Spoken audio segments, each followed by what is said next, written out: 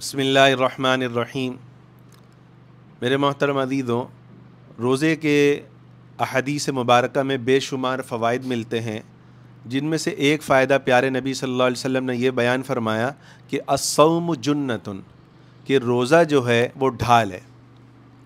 اب روزہ جو ہے کس چیز کے لیے ڈھال ہے؟ ڈھال کا مطلب کیا ہے؟ ایک آدمی جنگ میں جو ہے میدان جنگ میں لڑ رہا ہے تو ڈھال جو ہے اس کو بچانے کے کام آتی ہے، اس کی حفاظت کرتی ہے۔ اب روزہ ہمارے کس چیز سے ہماری حفاظت کرتا ہے؟ محدثین نے اس کے دو مطلب بیان کیے۔ پہلا مطلب تو یہ ہے کہ جو شخص روزہ رکھے گا، اللہ تعالیٰ اس کی نفسانی اور شیطانی خواہشات سے اللہ تعالیٰ حفاظت کریں گے۔ کہ جو 30 دن روزہ رکھتا ہے یا روزہ رکھتا جاتا ہے تو اس کی خواہشات کو اللہ تعالیٰ کم کرتے جاتے ہیں۔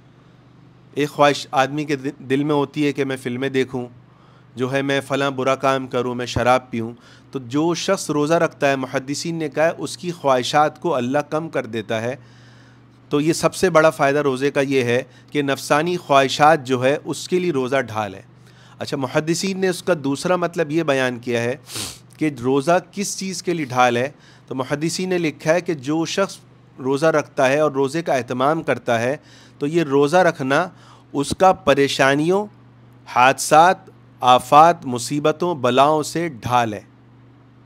کہ جو شخص روزہ رکھ لیتا ہے تو اللہ تعالیٰ پریشانیوں سے اس کی حفاظت فرما دیتا ہے۔ اس روزے کے ذریعے اس پر ایک ایسا غیبی کوچ آ جاتا ہے کہ جس کی برکت سے پریشانیوں سے بندے کو حفاظت مل جاتی ہے۔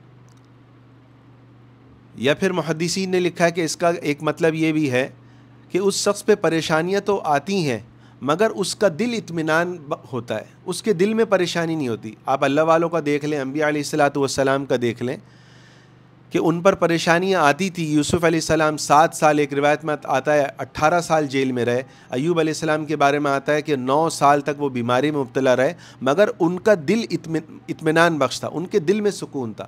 تو جو شخص روزہ رکھ لیتا ہے، اللہ تعالیٰ اس کے دل میں ایسا سکون عطا فرما دیتے ہیں کہ جس کے مثل کوئی سکون نہیں ہو۔ مگر کب؟ جب روزہ گناہوں سے بچتے وقت جو ہے رکھا جائے۔ یہ نہیں کہ گناہ بھی کی جا رہے ہوں، روزہ بھی رکھا جا رہا ہو۔ تو اللہ تعالیٰ جو ہے ہم سب کے لیے روزے کو ڈھال بننے کی توفیق عطا فرمائے۔